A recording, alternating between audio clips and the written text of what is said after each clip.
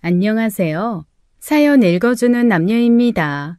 오늘도 와주셔서 감사드리며 그럼 오늘의 사연 바로 시작하겠습니다. 저녁 6시쯤이었습니다. 휴대폰이 울렸어요. 새언니, 저예요. 목소리가 바닥에 가라앉아 있었습니다.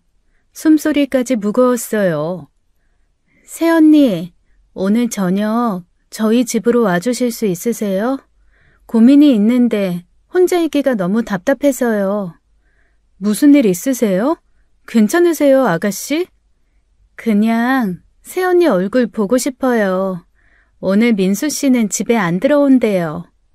같이 저녁이나 먹어요. 새언니만 괜찮으시면.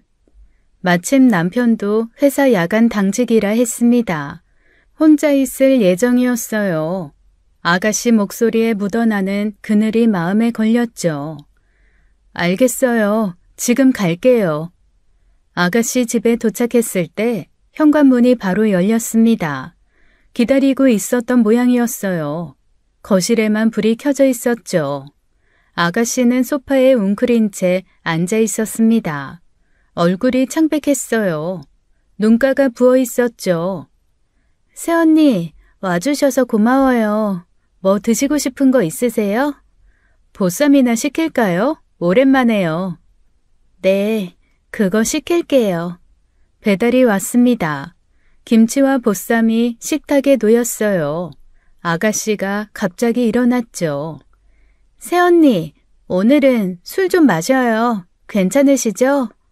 부엌으로 갔더니 인삼주 병을 들고 왔습니다. 먼지가 살짝 앉은 병이었어요. 아마 오래 보관했던 것 같았죠. 어머님이 담가주신 건데 한 번도 안 마셨어요. 오늘은 마시고 싶네요. 평소 둘 다 술을 거의 마시지 않았습니다. 아가씨가 잔을 내밀었어요. 손이 미세하게 떨리고 있었죠. 거실 소파에 마주 앉았습니다. 인삼주가 목구멍을 타고 내려갔어요. 쓴맛이 혀끝에 남았죠. 무슨 고민인데 그래요. 얼굴이 너무 안 좋네요. 아가씨가 잔을 비웠습니다. 한참을 말없이 있었어요. 그러다 입술이 떨렸죠. 새언니, 민수 씨가 다른 여자 만나요. 젊은 여자, 28이래요. 잔을 놓는 손이 멈췄습니다. 믿기지 않았어요. 그 성실해 보이던 심해부가 바람을 피운다니요. 뭐라고요? 아가씨, 그게 무슨 확실한 거예요? 카드 명세서에 모텔이 찍혀 있었어요. 여자 선물도 샀고 제가 직접 따라가서 봤어요. 그 여자랑 팔짱 끼고 웃으면서 저한테는 한 번도 안 보여준 그런 얼굴로. 아가씨 눈에서 눈물이 흘렀습니다. 소리 없이 뺨을 타고 내려왔어요. 그 나쁜 사람. 아가씨, 울지 마세요. 그런 사람 때문에 울 가치도 없어요. 분노가 치밀어 올랐습니다. 잔에 인삼주를 가득 따랐어요. 단숨에 들이켰죠. 새언니, 저 어떻게 해야 돼요? 애도 없는데 이제 와서 이혼하면 저 혼자 어떡해. 그런 생각하지 마세요. 애 없는 게 차라리 다행이지. 제가 있잖아요. 남편도 가만 안 있을 거예요. 저는 계속 마셨습니다. 화가 나서 연달아 술잔을 들이켰어요. 과음을 했죠. 아가씨를 위로하려 했지만 말이 잘 나오지 않았어요. 어느새 눈꺼풀이 무거워졌죠. 다음을 기억하지 못합니다. 눈을 떴을 때는 이미 아침이었어요. 아가씨가 집 소파에 누워 있었죠. 아가씨가 끓여준 콩나물 해장국이 뜨거웠습니다. 속이 조금씩 풀렸어요. 집으로 돌아오는 길이 무거웠죠. 버스 창밖으로 거리가 흘러갔습니다. 10년 전이 떠올랐어요. 처음 아가씨를 만났던 날이었죠. 상견례 자리였습니다. 아가씨는 구석에 조용히 앉아 있었어요. 눈을 제대로 마주치지 못했죠. 안녕하세요. 그게 첫인사였습니다. 목소리가 모기 소리만큼 작았어요. 손끝이 계속 치마를 만지작거렸죠. 결혼식 날도 그랬습니다. 아가씨는 멀리서만 저를 바라봤어요. 먼저 다가오지 못했죠. 제가 먼저 인사를 건넸습니다. 그제야 수줍게 웃었어요. 볼이 빨갛게 물들었죠. 새언니, 예쁘세요. 오빠가 복 받았네요. 10년이 흘렀습니다. 그동안 아가씨는 단 한 번도 저에게 싫은 소리를 하지 않았어요. 늘 조용히 웃기만 했죠. 시어머니가 가끔 제 흉을 봤습니다. 음식간이 싱겁다느니 청소가 부족하다느니 했어요. 그럴 때마다 아가씨가 말했죠. 어머니, 새언니 잘해요. 오빠가 살도 찌고 행복해 보이잖아요. 그게 다 새언니 덕분이에요. 명절 때가 생각났습니다. 전부 치고 나물 무치느라 허리가 끊어질 것 같았어요. 아가씨가 다가왔죠. 새언니, 제가 할게요. 새언니는 좀 쉬세요. 아침부터 고생하셨잖아요. 설거지 산더미를 혼자 치웠습니다.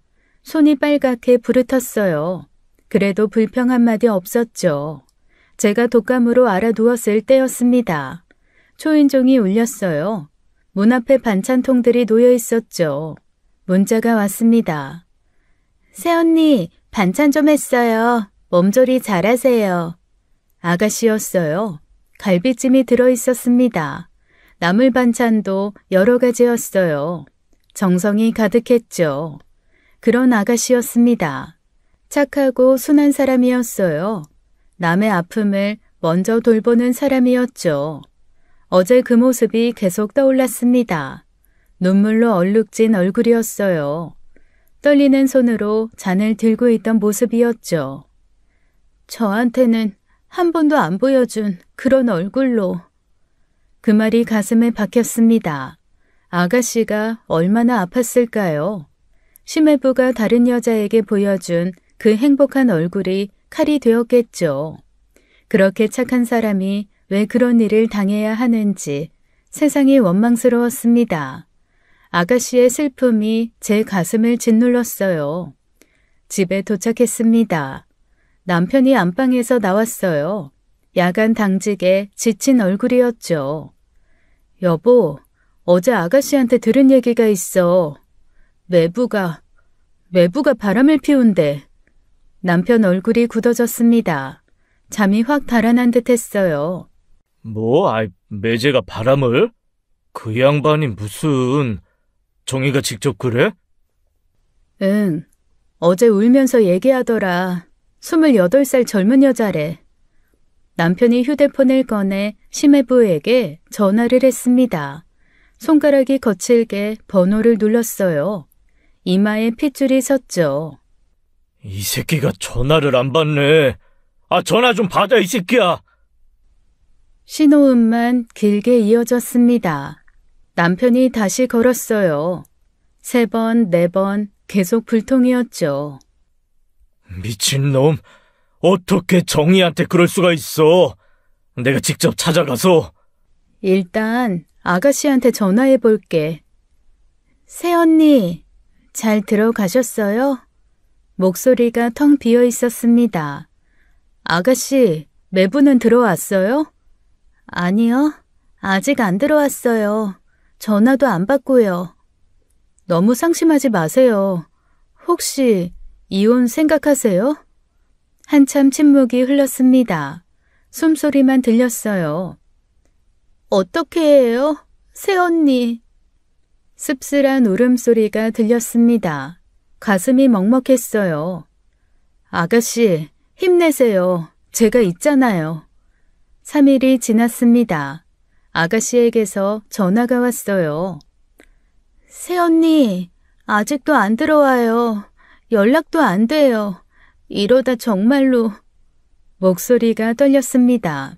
불안이 묻어났어요. 경찰에 신고해야 하는 거 아니에요? 조금만 더 기다려 볼게요. 심해부가 그 여자와 도망간 건 아닐까 불길한 생각이 들었습니다. 아가씨가 버려진 건 아닐까 하고요. 매일 전화했습니다. 아가씨 목소리는 점점 작아졌어요. 대답도 짧아졌죠. 일주일째 되던 날이었습니다. 아침 일찍 전화벨이 울렸어요. 아가씨였죠. 새언니. 목소리가 부서져 있었습니다. 숨을 제대로 쉬지 못했어요. 경찰에서 연락이 왔는데요. 민수 씨가 심장이 멈출 것 같았습니다. 야산에서 시신으로 발견됐대요. 저희 집에서 차로 1시간 거리, 거기서. 전화기를 놓칠 뻔했습니다. 다리에 힘이 풀렸어요. 믿을 수가 없었죠. 아가씨, 그게 무슨... 새언니, 저 어떡해요? 민수 씨가 죽었대요. 죽었다고요. 울음소리가 터져나왔습니다. 제 손이 떨렸어요. 아가씨의 비명 같은 울음이 귓속에 박혔죠. 남편과 함께 경찰서로 달려갔습니다. 차 안에서 아무 말도 할 수 없었어요. 핸들을 잡은 남편 손이 떨렸죠. 경찰서에 도착했습니다.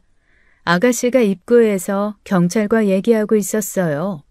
얼굴이 하얗게 질려 있었죠. 새언니, 오빠. 아가씨는 말을 잇지 못했습니다. 눈물만 줄줄 흘리고 있었죠. 저는 다리가 후들거렸습니다. 경찰관님, 이게 무슨 일인가요? 정확히 어떻게 된 거죠? 경찰이 조심스럽게 입을 열었습니다. 현재로서는 타살 가능성이 있습니다. 정확한 사인을 밝히려면 부검이 필요한데요. 유가족 동의가 필요합니다. 타살이라는 단어가 귓가에 맴돌았습니다. 믿을 수가 없었어요. 고인이 최근에 누구와 다툰 적 있습니까? 원한 관계가 있거나 금전 문제가 있었는지요? 아가씨는 대답을 못했습니다. 아니, 대답을 할 수가 없는 상태라는 게 정확하겠네요. 아가씨 흐느낌만 새어나왔어요. 몸이 앞으로 쓰러질 것 같았죠. 정이야! 남편이 급하게 아가씨를 부축했습니다. 의자에 앉혔어요. 아가씨는 숨을 제대로 쉬지 못했죠. 경찰관님, 제가 대신 말씀드릴게요. 매부가 최근에 외도를 했어요. 젊은 여자와요. 일주일 전부터 집에도 안 들어왔고요. 경찰이 수첩을 꺼냈습니다. 빠르게 메모를 했어요. 그 여성 신원을 아십니까? 연락처나 이름이라도.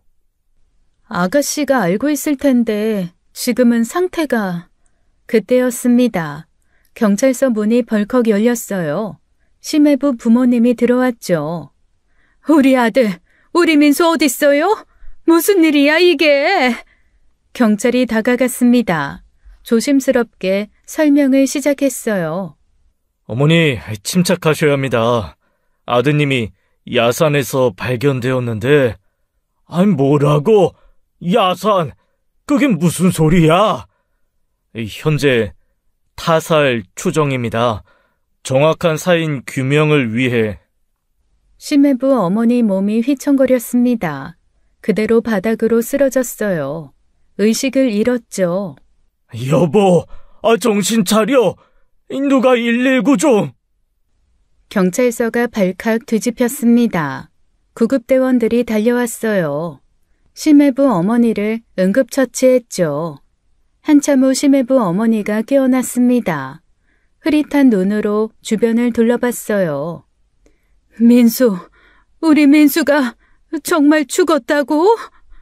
심해부 어머님은 결국 울음을 터뜨렸습니다. 심해부 아버지도 눈물을 참지 못했어요. 아가씨도 다시 흐느꼈죠. 부검 동의가 필요합니다. 사인을 정확히 밝혀야 범인을 찾을 수 있습니다. 심해부 아버지가 고개를 끄덕였습니다. 떨리는 손으로 서류에 서명했어요.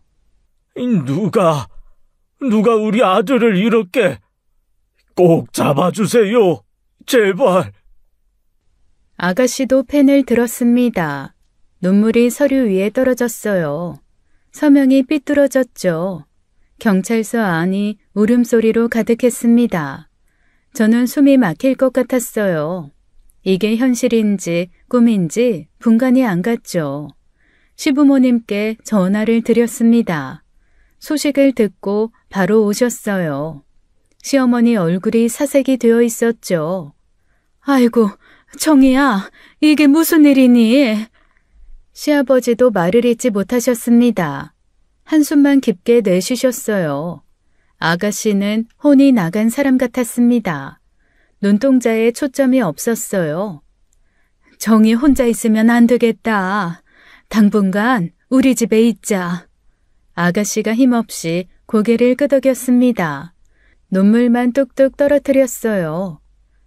여보, 나도 시댁에 며칠 있으면서 아가씨 돌볼게. 그래. 정이 혼자 두면 안 돼. 같이 있자. 짐을 챙겨 시댁으로 갔습니다. 아가씨는 방에 들어가자마자 쓰러지듯 누웠어요. 밥도 제대로 먹지 못했죠. 저녁 무렵이었습니다. 시어머니가 저를 부엌으로 부르셨어요. 수진아, 도대체 어떻게 된 거니? 민수가 왜 그런 데서? 어머니, 사실은 매부가 바람을 피웠어요. 시어머니 눈이 커졌습니다. 일주일 동안 집에도 안 들어왔고요. 시아버지가 주먹을 쥐셨습니다. 얼굴이 붉어졌어요. 그놈이 바람을 피웠다고? 아이고, 정희가 얼마나 착한데 그런 애한테 어떡해? 목소리가 떨렸습니다. 분노가 섞여 있었어요. 그래서 죽은 거냐? 그 여자가 죽인 거야? 아직 몰라요. 경찰이 조사 중이래요. 며칠이 지났습니다. 아가씨는 조금씩 정신을 차렸어요. 그래도 말수는 여전히 없었죠. 경찰에서 전화가 왔습니다. 강민수 씨 내연녀를 찾았습니다. 최수아라는 여성입니다. 참고인 조사를 해야 하는데요. 이정희 씨하고 박수진 씨도 내일 오전에 와주실 수 있습니까? 네, 알겠습니다. 전화를 끊고 아가씨에게 갔습니다. 방에 누워 있었어요. 아가씨, 내일 경찰서 가야 해요. 그 여자를 찾았대요. 아가씨 눈빛이 흔들렸습니다. 입술이 파르르 떨렸어요. 그 여자를 찾았다고요? 네, 참고인 조사 받으러 가야 해요. 괜찮겠어요? 가야죠. 목소리에 힘이 없었습니다. 그저 의무감만 남은 듯 했어요. 다음 날 아침이었습니다. 남편과 함께 아가씨를 모시고 경찰서로 갔어요. 차 안은 침묵이 가득했죠. 아가씨는 창밖만 바라봤습니다. 텅 빈 눈이었어요. 영혼이 빠져나간 것 같았죠. 경찰서가 가까워졌습니다. 아가씨 손이 가방끈을 꽉 쥐었어요. 하얀 손이 더 하얗게 드러났죠. 혹시나 그 여자를 만나게 될까봐 두려움이 얼굴에 드러났습니다. 제가 아가씨 손을 잡았어요.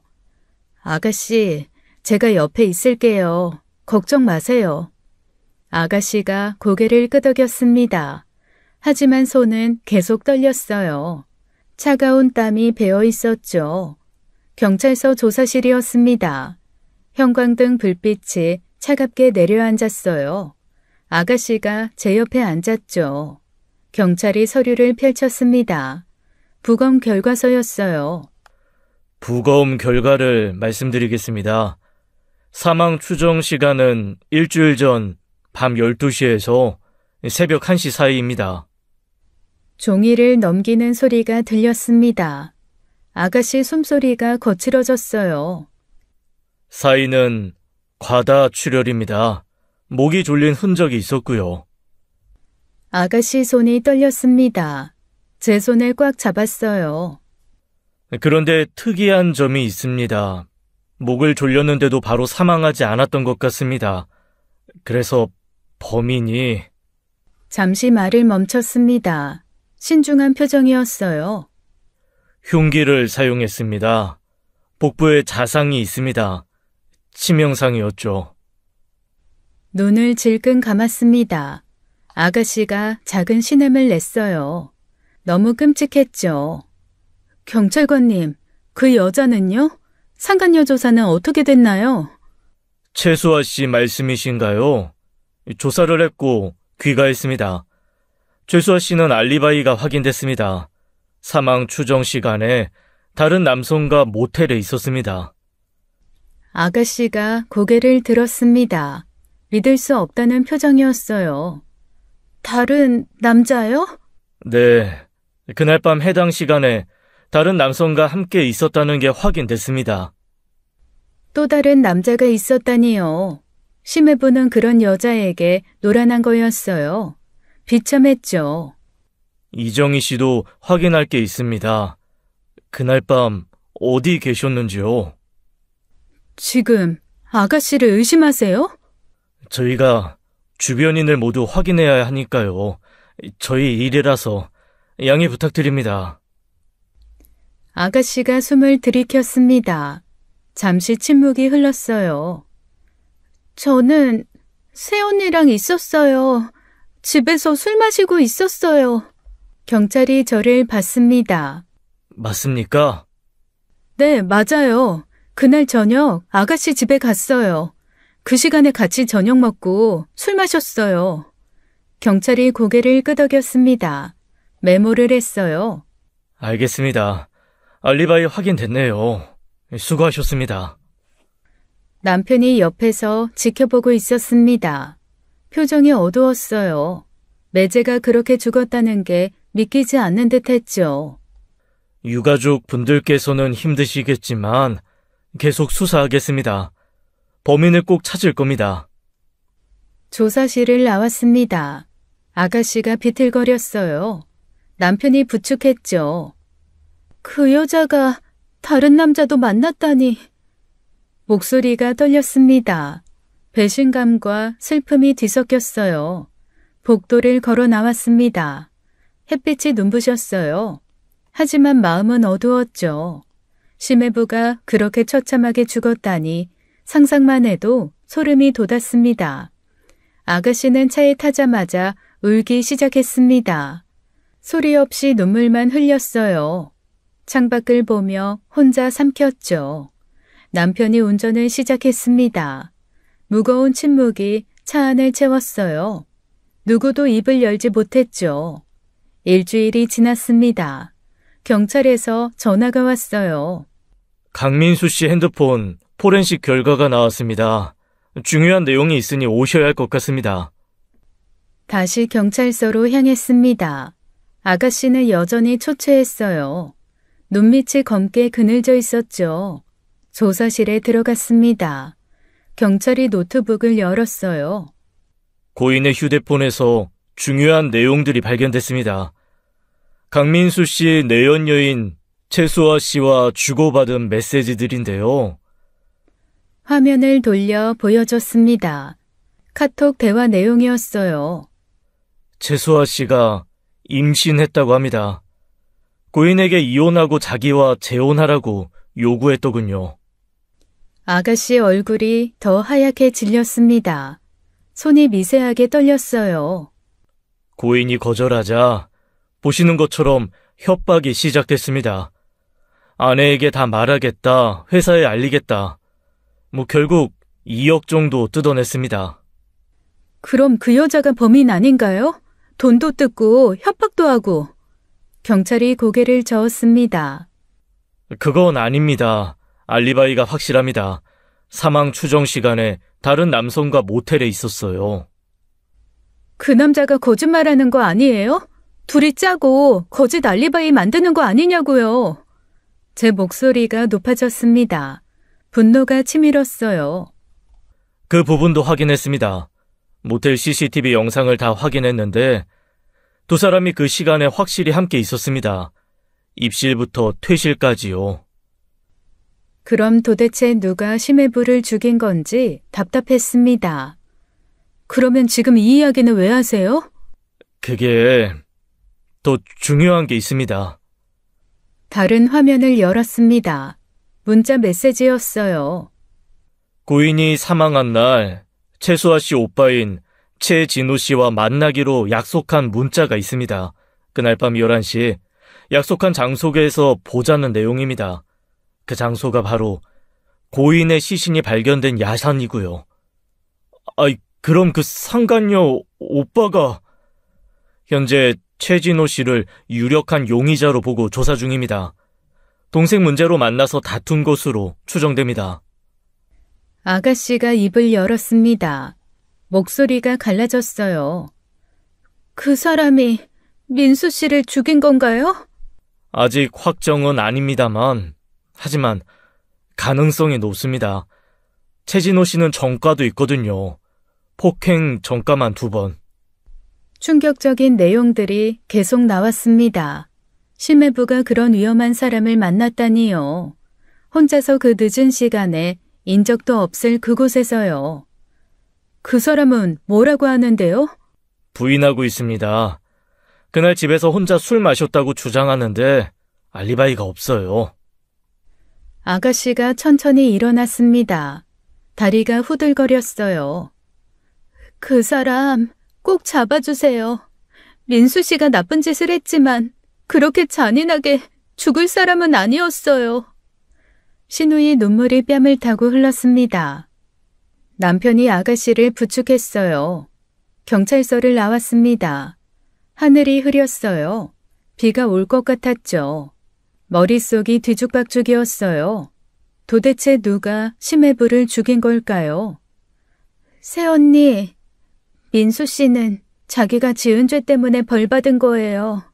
하늘이 용서 안 한 거예요. 체념한 얼굴이었어요. 저는 아가씨를 꼭 안았습니다. 뼈만 남은 몸이 느껴졌어요. 일주일 사이에 너무 말랐죠. 부검이 끝났습니다. 심해부 장례를 치르게 됐어요. 장례식장으로 향했죠. 상주 자리에 아가씨가 앉았습니다. 검은 상복이 너무 커 보였어요. 작은 몸이 더 작아 보였죠. 심해부 부모님이 오셨습니다. 영정 앞에서 무너지셨어요. 아이고 내 새끼야. 내 아들아. 어떻게 이렇게 가니?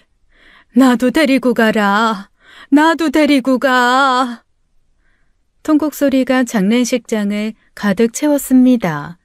심해부 아버지도 눈물을 참지 못했어요. 시부모님은 오지 않으셨습니다. 바람난 사위 장례식엔 갈 수 없다고 하셨어요. 조문객들이 하나둘 왔습니다. 아가씨는 기계처럼 인사를 받았어요. 영혼이 없는 몸뚱이 같았죠. 심해부 어머니가 갑자기 아가씨 앞으로 다가왔습니다. 눈이 붉게 충혈되어 있었어요. 네가 남편을 제대로 건사했으면 이런 일이 있었겠어? 네가 못나서 우리 아들이 다른 여자를 만난 거야. 그래서 이렇게 된 거라고. 목소리가 날카로웠습니다. 침이 튀었어요. 집에서 남편한테 잘했으면 걔가 왜 밖에 나가서 죽어? 네가 내 아들 죽인 거나 마찬가지야. 아가씨가 고개를 숙였습니다. 대답도 못했어요. 그저 눈물만 떨어뜨렸죠. 저는 참을 수가 없었습니다. 그만하세요. 우리 아가씨가 뭘 잘못했다고 이러세요? 심해부 어머니가 저를 노려봤습니다. 뭐? 당신이 뭔데 끼어들어? 매부가 먼저 바람 피웠잖아요. 젊은 여자한테 빠져서 집도 안 들어오고. 그게 아가씨 잘못이에요? 슬프신 마음 이해돼요. 하지만 이건 아니죠. 목소리가 커졌습니다. 주변 사람들이 쳐다봤어요. 남편이 제 팔을 잡았습니다. 여보, 그만해. 여기 장례식장이야. 뭘 그만해. 저게 말이야? 왜 이게 아가씨 탓인데? 알아, 나도 알아. 근데 자식 잃은 어머니잖아. 오늘만은 참아. 속이 부글부글 끓었습니다. 하지만 남편 말이 맞았어요. 자식 잃은 부모는 제정신일 수가 없죠. 심해부 어머니 그 자리에 주저앉아 계속 울었습니다. 아가씨는 그저 듣고만 있었어요. 장례식 내내 가슴이 아팠습니다. 억울한 아가씨 얼굴이 잊히지 않았어요. 밤늦게까지 장례를 도왔습니다. 아가씨는 거의 쓰러질 것 같았어요. 그래도 자리를 지켰죠. 심해부 영정사진이 우리를 내려다 봤습니다. 웃고 있는 얼굴이었어요. 그가 저지른 일들이 떠올랐죠. 장례가 끝났습니다. 3일장이 길게 느껴졌어요. 심해부 장례가 끝나고 저는 남편과 경찰서로 갔죠. 최진호 씨는 계속 조사 중입니다. 발견된 증거는 없나요? 그게 문제입니다. 아직 발견된 증거가 없어서 최진호 씨 본인은 계속 부인하고 있습니다. 저희도 물증을 찾고 있어요. 조금만 더 기다려주세요. 집으로 돌아왔습니다. 아파트 입구에 누군가 서 있었어요. 젊은 여자였죠. 짙은 화장을 했습니다. 짧은 치마에 하이힐이었어요. 박수진 씨 맞으시죠? 누구세요? 저 민수 오빠 만나던 사람이에요. 순간 피가 거꾸로 솟았습니다. 이 여자가 상간녀였어요. 뭐? 당신이 여기 왜 왔어? 뻔뻔하게. 맞으려고 왔니? 잠깐만요. 내 얘기 좀 들어주세요. 들을 게 뭐가 있어? 유부남 꼬셔서 돈 뜯어먹던 년이. 여자의 얼굴이 붉어졌습니다. 하지만 물러서지 않았어요. 우리 오빠가 민수 오빠를 죽이지 않았어요. 우리 오빠 그럴 사람 아니에요. 상간녀 목소리가 떨렸습니다. 필사적이었어요.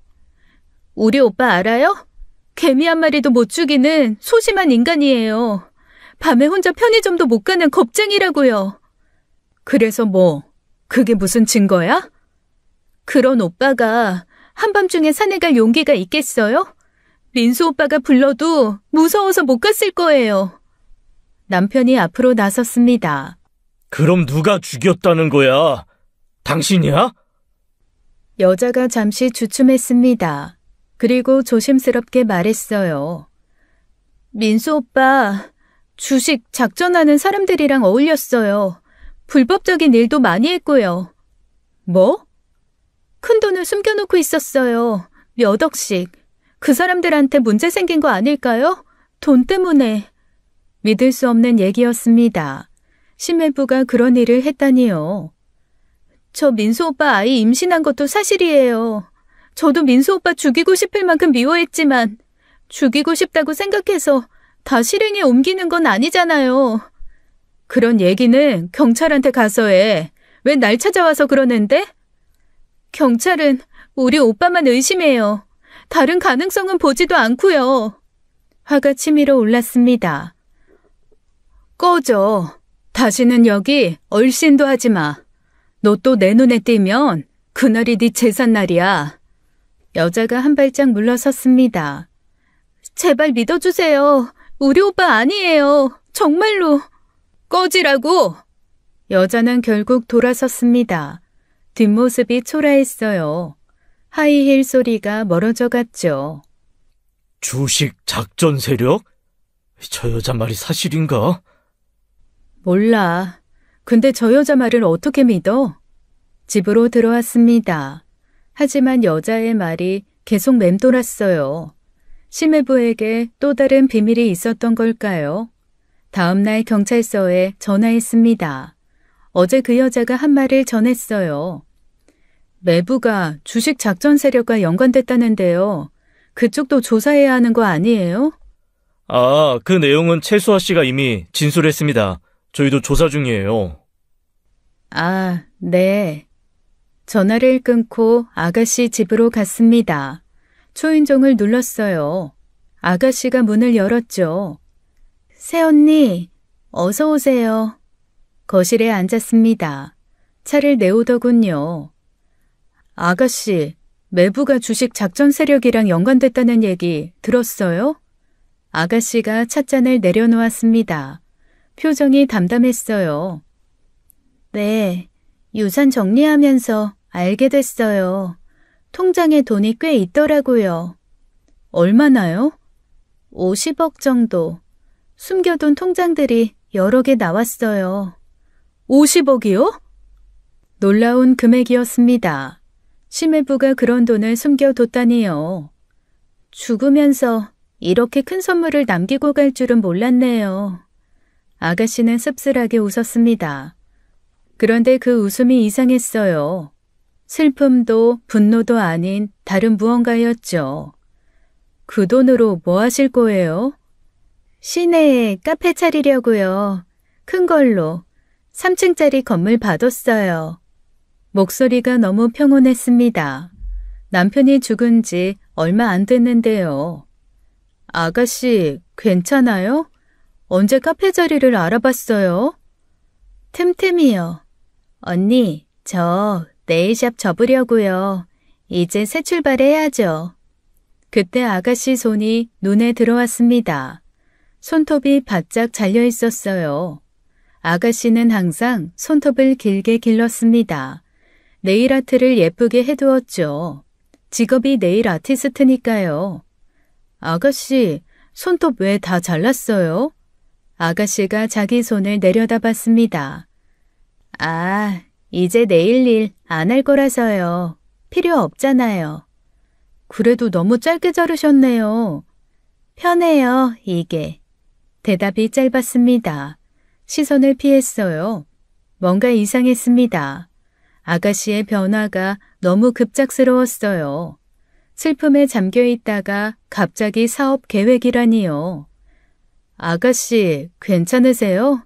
너무 무리하시는 거 아니에요? 괜찮아요, 새언니. 이제 앞을 봐야죠. 과거에 묶여있을 순 없잖아요. 목소리에 감정이 없었습니다. 기계 같았어요. 불안한 기분이 들었어요. 아가씨가 뭔가 숨기는 것 같았죠. 손톱을 자른 이유가 계속 마음에 걸렸습니다. 저는 화장실을 가며 무심코 안방을 보았습니다. 바닥이 휑했어요. 원래 있던 회색 러그가 없었어요. 맨바닥만 깨끗하게 드러나 있었죠. 거실로 돌아왔습니다. 아가씨가 차를 마시고 있었어요. 아가씨, 안방 러그는 어디 갔어요? 그 회색 큰 거요. 아가씨가 잠시 멈췄습니다. 찻잔을 내려놓았어요. 아, 그거 버렸어요. 더러워져서. 비싼 거 아니었어요? 네, 그냥 오래돼서 버릴 때가 됐어요. 대답이 어색했습니다. 시선이 흔들렸어요. 갑자기 그날 밤이 떠올랐습니다. 심해부가 죽은 날이요. 제가 아가씨 집에서 잤던 날이었죠. 아가씨, 그날 밤 기억나요? 저 여기서 잔 날이요. 네, 기억나요. 혹시 새벽에 어디 다녀오셨어요? 제가 한번 깬 것 같은데. 아, 편의점 다녀왔어요. 숙취 때문에 해장 음료 사러요. 그때가 새벽 2시쯤이었죠? 네, 맞아요. 2시. 거짓말이었습니다. 사실 저는 그날 밤 기억이 전혀 없었어요. 그런데 아가씨는 제가 아무렇게나 던진 시간을 맞췄어요. 그냥 맞다고 한 거죠. 뭔가 이상했습니다. 아가씨가 거짓말을 하고 있었어요. 분명히요. 그날 밤을 다시 떠올려 봤습니다. 임삼주를 마셨어요. 몇 잔 마시지도 않았는데 기절하듯 잠들었죠. 평소 저는 술이 약하지 않았습니다. 소주 2병은 거뜬했어요. 그런데 그날은 이상하게 빨리 취했죠. 아가씨를 바라봤습니다. 여전히 차를 마시고 있었어요. 표정이 너무 평온했죠. 새언니, 왜 그래요? 뭐 이상한 거 있어요? 아니에요. 그냥 생각나서요. 일어났습니다. 다리가 후들거렸어요. 저 이제 가볼게요. 아가씨도 쉬세요. 벌써요? 저녁 먹고 가세요. 아니에요. 약속이 있어서. 서둘러 나왔습니다. 현관문을 닫는 순간 두려움이 밀려왔어요. 아가씨가 낯설게 느껴졌습니다. 10년을 알고 지낸 시누이가 아닌 것 같았어요. 다른 사람 같았죠. 집에 돌아왔습니다. 텅 빈 거실이 차가웠어요. 남편은 또 야간 당직이었죠. 아들을 하원시키고 평소처럼 저녁을 먹이고 재웠습니다. 그리고 소파에 앉았어요. 머릿속이 복잡했어요. 아가씨를 의심하는 게 말이 안 됐어요. 제가 너무 예민한 걸까 생각했죠. 어쨌거나 심해부가 죽은 시간에 저와 함께 있었잖아요. 아가씨가 범인일 리 없었습니다. 불가능한 일이었어요. 하지만 이상한 점들이 계속 떠올랐습니다. 그렇게 생각에 잠겨 있다 보니 어느새 해가 져 있었어요. 그때 초인종이 울렸습니다. 인터폰 화면이 켜졌어요. 아가씨였어요. 현관 앞에 서 있었죠. 몸이 얼어붙었습니다. 손가락 하나 움직일 수 없었어요. 숨소리조차 죽였죠. 띵동, 띵동. 계속 울렸습니다. 아가씨가 문 앞에서 기다리고 있었어요. 인터폰 카메라를 똑바로 보고 있었죠. 저는 움직일 수 없었습니다. 방에서 자고 있는 어린아들이 생각났어요. 왜인지 문을 열어서는 안 된다는 생각뿐이었어요. 제 본능이 경고하고 있었죠. 휴대폰이 진동했습니다. 화면에 아가씨 이름이 떴어요. 떨리는 손으로 받았죠. 새언니, 저예요. 저 지금 새언니 집 앞인데. 목소리가 낮았습니다. 평소와 달랐어요. 너무 슬퍼서 새언니 얼굴이 보고 싶어요. 혼자 있기 무서워요. 새언니 안에 계시죠? 아가씨, 저 지금 밖이에요. 거짓말이 튀어나왔습니다. 제 목소리가 떨렸어요. 아가씨, 정말 죄송한데 지금 친정에 급한 일이 있어서요. 다음에 봬요. 전화 너머로 숨소리만 들렸습니다. 한참을 말이 없었어요. 알겠어요, 새언니. 목소리가 차분했습니다. 너무 차분해서 더 무서웠어요. 전화를 끊었습니다. 인터폰 화면에서는 아가씨가 카메라를 보고 있었죠. 눈빛이 이상했습니다. 텅 비어 있으면서도 날카로웠어요. 마치 제가 안에 있다는 걸 아는 것 같았죠. 화면이 자동으로 꺼졌습니다. 10분이 지났어요. 이제는 갔겠지 싶었죠. 조심스럽게 인터폰을 다시 켰습니다. 그런데 아가씨가 아직 서 있었습니다. 어두운 복도에 서서 현관문을 응시하고 있었어요. 꼼짝도 하지 않고요. 비명이 터질 뻔했습니다. 급히 입을 막았어요. 뒤로 물러나다 벽에 부딪혔죠. 왜 저러고 있는 걸까요? 도대체 뭘 기다리는 걸까요? 갑자기 확신이 들었습니다. 아가씨가 범인이다. 심해부를 죽인 사람이 아가씨다. 하지만 말이 안 됐습니다. 심해부가 죽은 그 시간에 저는 아가씨와 함께 있었잖아요. 불가능한 일이었어요. 설령 제 술에 수면제를 탔다고 해도요. 아가씨 집에서 그 야산까지는 차로 1시간이에요. 왕복 2시간이죠. 심해부 사망 추정 시간은 밤 12시에서 새벽 1시. 제가 잠든 시간을 아무리 빨리 잡아도 밤 12시가 넘어서였어요. 물리적으로 아가씨가 범인인 것은 맞지 않았죠. 그런데도 이상했습니다. 뭔가 놓친 게 있는 것 같았어요. 그날 밤을 다시 떠올렸죠. 아가씨가 전화했고 제가 갔고 보쌈을 시켜 먹었고 인삼주를 마셨고 그리고 잠들었고 번개처럼 어떤 생각이 스쳤습니다. 온몸에 소름이 돋았어요.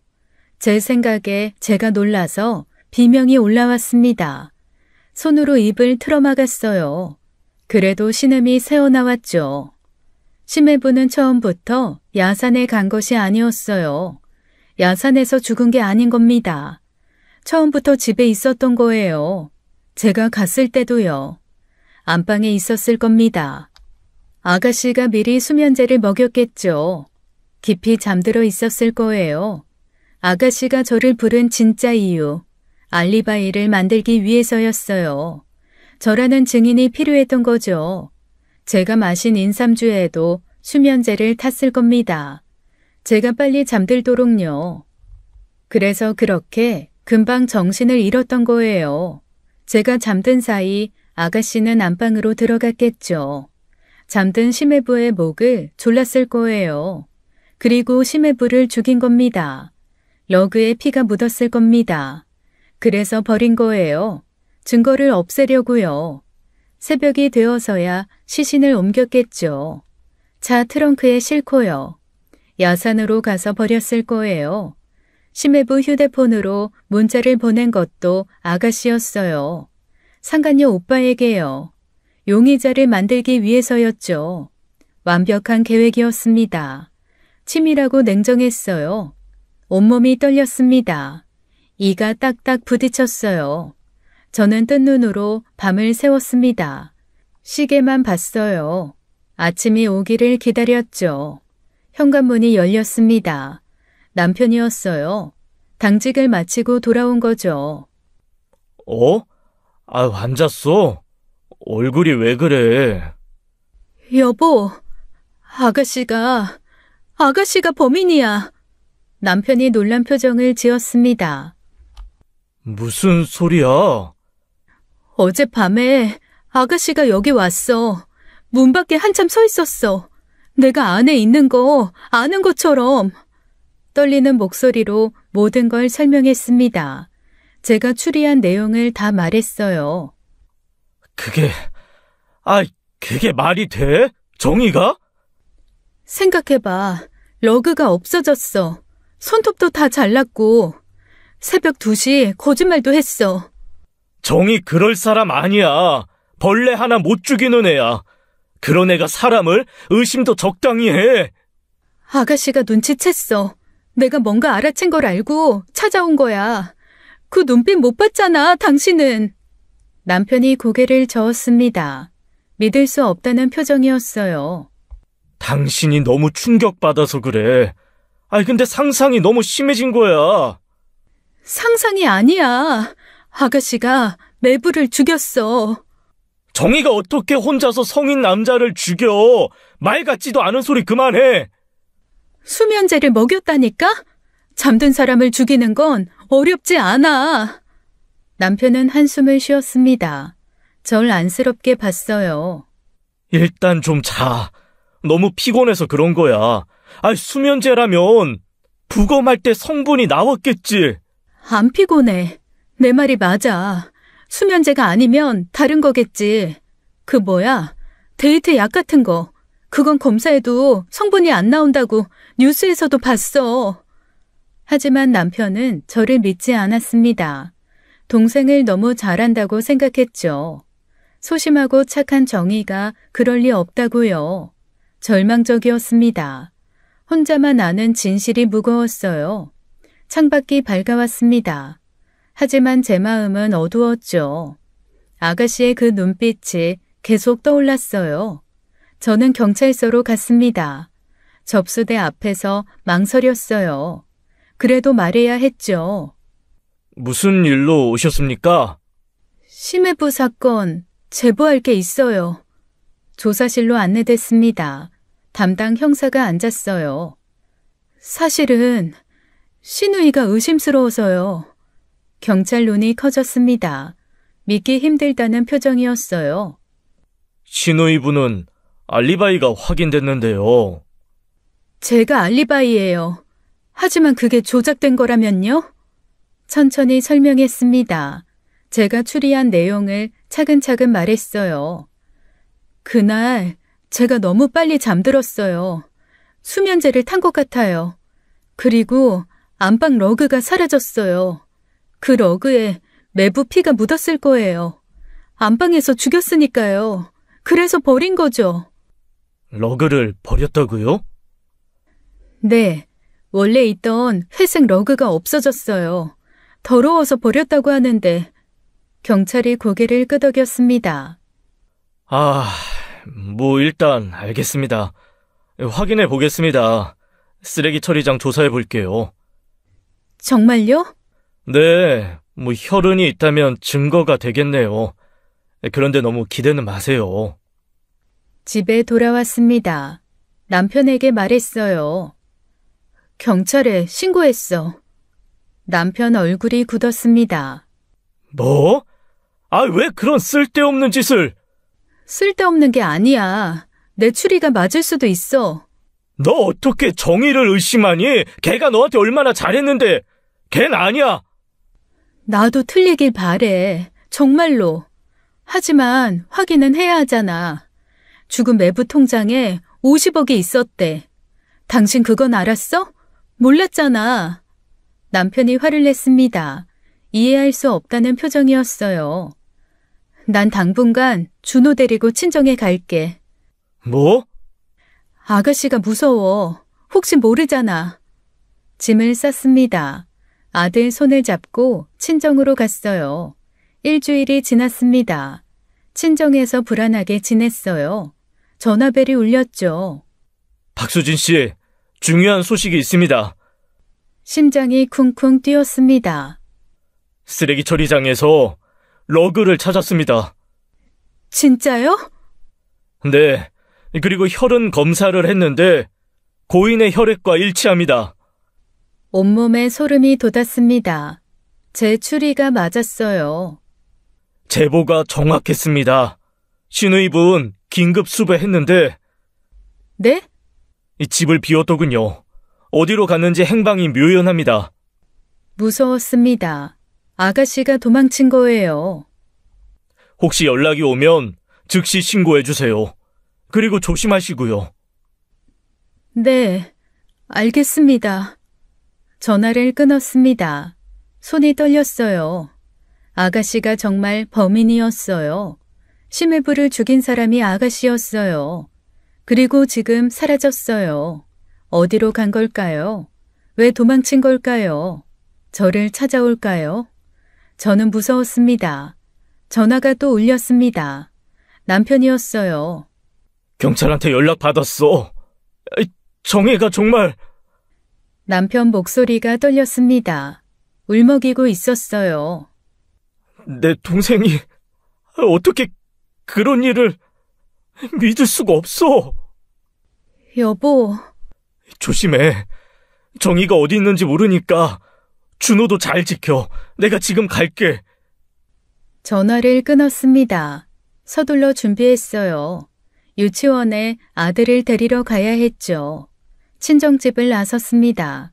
유치원까지는 걸어서 10분이었어요. 빠른 걸음으로 걸었죠. 골목을 돌아서는 순간 새언니! 심장이 멈췄습니다. 아가씨가 거기 서 있었어요. 검은 옷차림이었죠. 아가씨, 여기를 어떻게... 새언니가 친정주소 말해주셨잖아요. 제가 명절 선물 보낸다고 해서 3년 전에. 기억 안 나세요? 3년 전이라니 저는 기억도 안 났어요. 아가씨는 그걸 기억하고 있었죠. 주변을 둘러봤습니다. 지나가는 사람들이 있었어요. 대낮이었죠. 용기를 냈습니다. 무슨 일이에요? 잠깐 얘기 좀 해요. 저기 카페에서. 아가씨가 길 건너 카페를 가리켰습니다. 사람들이 많은 곳이었어요. 거절할 수 없었습니다. 아가씨 눈빛이 이상했어요. 따라가지 않으면 무슨 일을 할지 몰랐죠. 카페로 들어갔습니다. 구석자리에 앉았어요. 커피 드실래요? 아니에요. 괜찮아요. 아가씨가 저를 바라봤습니다. 눈빛이 깊었어요. 바닥이 보이지 않는 우물 같았죠. 주변 사람들이 커피를 마시며 대화했습니다. 평화로운 오후였어요. 우리만 다른 세계에 있는 것 같았죠. 아가씨는 찻잔을 돌렸어요. 한참을 말없이 있었죠. 새언니, 전 이제 떠날 거예요. 떠나요? 어디로요? 말할 수 없어요. 그냥 멀리요. 고개를 저었습니다. 눈빛이 텅 비어 있었어요. 왜 절 찾아온 거예요?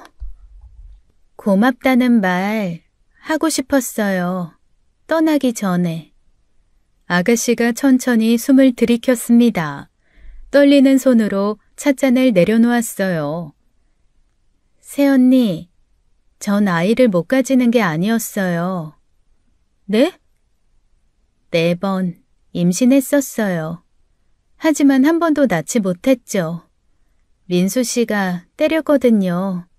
배를 차고 계단에서 밀고 그래도 안 되면 약을 먹이고. 아가씨 목소리는 담담했습니다. 하지만 눈에서 눈물이 흘렀어요. 아가씨는 덤덤하게 손으로 자기 눈물을 쓸었죠. 저는 처음 듣는 아가씨 이야기에 당혹스러웠습니다. 하지만 그 뒷이야기는 훨씬 더 처참했어요. 민수 씨가 왜 그랬는지 궁금하세요? 제 뱃속에 있는 아이가 자기 아이인지 아니면 다른 남자 아이인지 구분이 안 가서였어요. 아가씨, 민수 씨 친구들, 주식 작전하는 사람들이요. 그 사람들이 처음엔 민수 씨가 술에 약을 탔어요. 정신이 몽롱해지면 방으로 데려갔죠. 방 안에서는 저를 3명이 기다리고 있었어요. 말이 끊겼습니다. 아가씨 입술이 파르르 떨렸어요. 민수 씨가 말했어요. 얌전히 있으라고. 그리고 나갔어요. 문 밖에서 담배 피우면서 기다렸죠. 안에서 무슨 일이 일어나는지 알면서도 2시간 뒤에 들어와서는 그 사람들한테 그날의 작전주가 뭔지 이야기를 들었어요. 한 번에 5천만 원씩 벌었대요. 그게 제 값이었어요. 아가씨 목소리가 갈라졌습니다. 그래도 계속 말했어요. 민수 씨는 지금까지 50억을 벌었어요. 제가 몇 번이나 그 짓을 했는지 아시겠죠? 아가씨, 왜 그걸 당하고 있어요? 왜 말을 안 했어요? 왜 경찰에 신고 안 했어요? 경찰에 신고하면 부모님을 해친다고 했어요. 부모님뿐 아니라 제 조카 준호도 죽인다고. 신우의 눈물이 뺨을 타고 흘렀습니다. 임신하면 매번 물었어요. 이번엔 누구 애냐? 박 사장? 김전무? 아니면 그 대머리? 그러면서 웃었어요. 전 그렇게 매번 제 아이들을 보냈고요. 아가씨는 씁쓸하게 웃었습니다. 하지만 눈에선 눈물이 멈추지 않았어요. 저는 아무 말도 할 수가 없었습니다. 감히 그 어떤 위로의 말도 나오지 않았어요. 아가씨 눈을 보았습니다.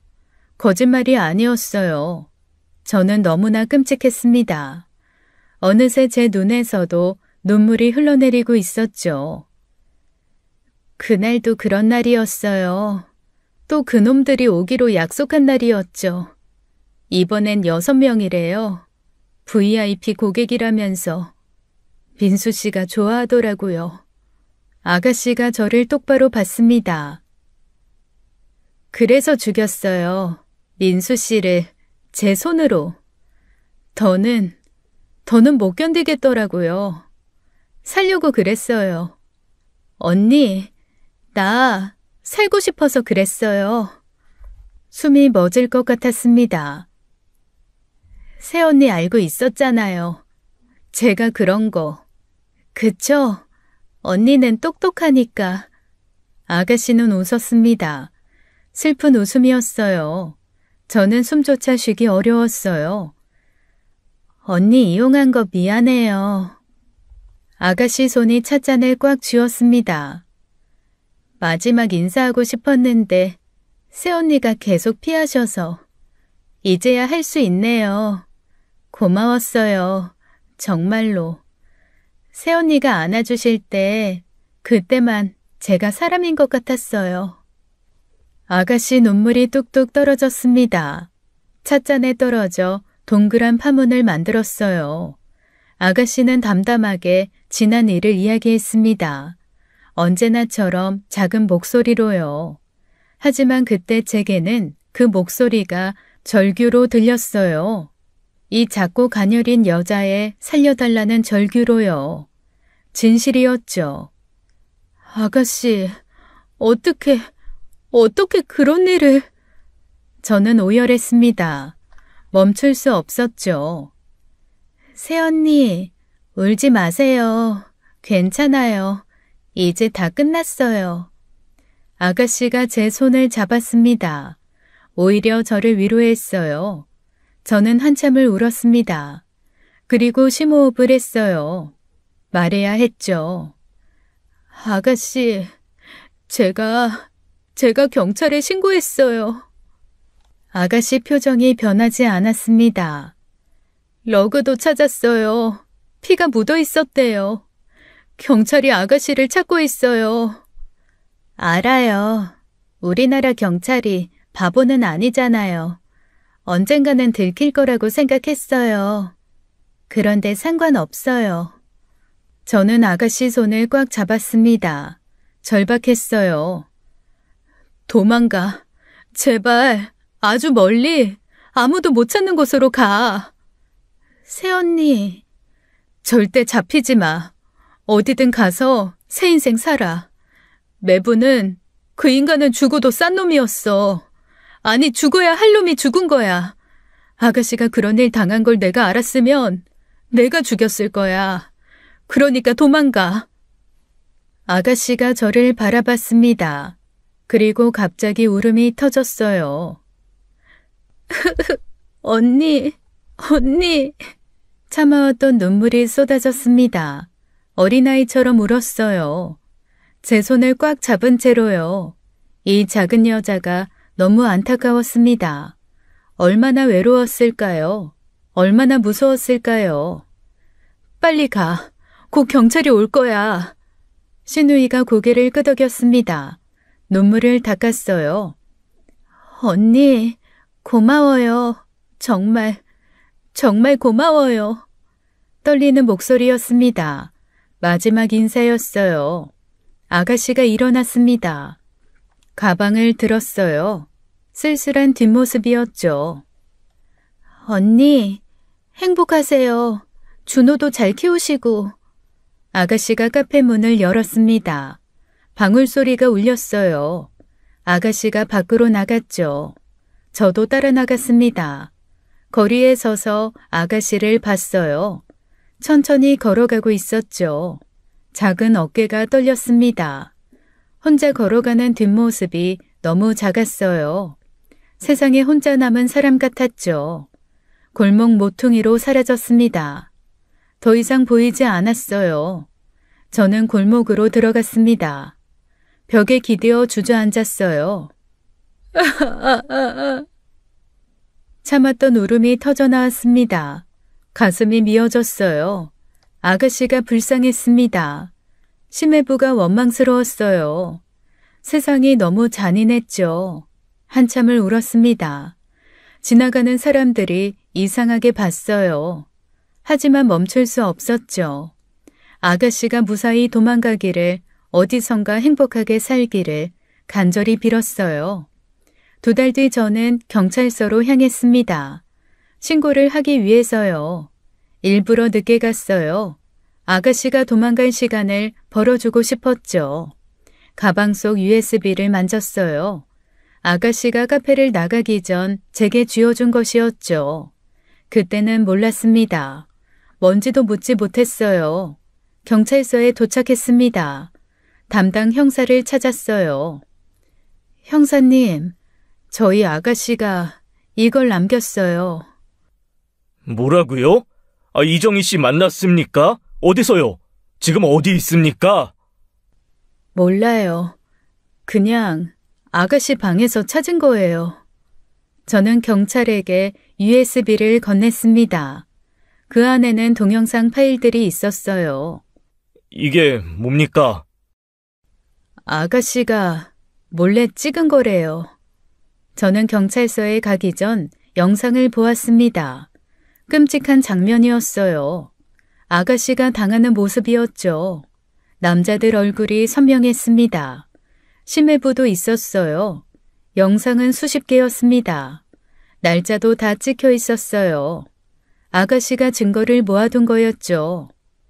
아가씨가 언젠간 이걸로 신고하려고 했나 봐요.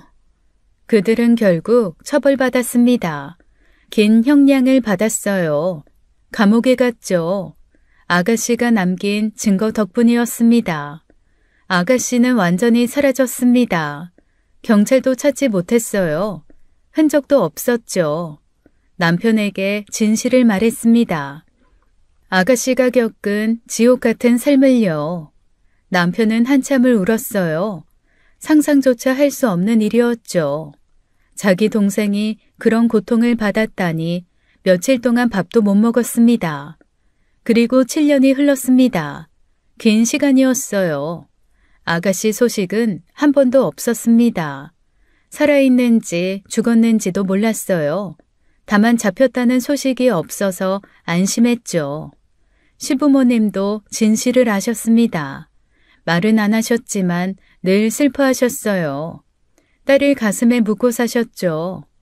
처음에는 경찰이 자주 왔습니다. 단서를 찾는다며 수사했어요. 하지만 신우이 USB로 진실이 드러나고 이제는 아무도 오지 않았죠. 미제 사건이 된 것 같았습니다. 경찰도 수사를 하지 않는 듯 했어요. 다행이라고 생각했죠. 그리고 어제였습니다. 우편함에 엽서가 하나 들어있었어요. 보낸 사람 이름도 없었습니다. 주소도 없었어요. 아무 내용도 없는 그냥 그림 엽서였죠. 삿포로에 눈 덮인 거리였습니다. 하얀 눈이 소복히 쌓인 풍경이었어요. 평화로워 보였죠. 엽서를 들고 한참 서 있었습니다. 아가씨였어요. 그곳에서 새 삶을 살고 있다는 뜻이었습니다. 저는 아가씨가 살아있다는 것만으로도 감사했어요. 어딘가에서 숨쉬고 있다는 것만으로도요. 창밖을 봤습니다. 겨울이 오고 있었어요. 이제 이 겨울이 지나면 다시 봄이 오겠죠. 삿포로에도 봄이 올까요? 아가씨에게도 봄이 왔을까요? 엽서를 서랍에 넣었습니다. 남편에게도 보여주지 않을 거예요. 저만의 비밀로 간직할 거예요. 가끔 그날이 떠올랐습니다. 카페에서 헤어지던 날이요. 작은 어깨가 떨리며 걸어가던 아가씨 뒷모습이요. 아가씨는 용서를 구하러 온 게 아니었어요. 제게 작별 인사를 하러 온 거였죠. 10년 동안 고마웠다고요. 그 말이 가슴에 박혀 있었습니다. 지울 수가 없었어요. 조용하고 착한 시누이. 불평 한마디 없던 시누이. 엽서를 다시 꺼내봤습니다. 하얀 눈이 참 깨끗했어요. 모든 걸 덮어주는 것 같았죠. 아가씨도 그곳에서 새하얗게 다시 시작했기를, 과거를 묻고 새 사람이 되었기를 간절히 빌었습니다. 눈물이 났습니다. 엽서가 흐릿해졌어요. 이제는 정말 끝이었습니다. 아가씨를 보내야 했어요. 마음에서도요. 하지만 가끔은 생각날 겁니다. 겨울이 오면요. 하얀 눈이 내리면요. 그곳 어딘가에서 아가씨가 숨쉬고 있다는 것, 그것만으로도 위안이 되었습니다. 다행이라고요. 지금까지 사연 읽어주는 남녀였습니다. 끝까지 시청해주신 여러분 감사드리며 저희는 다음 사연으로 돌아올게요. 감사합니다.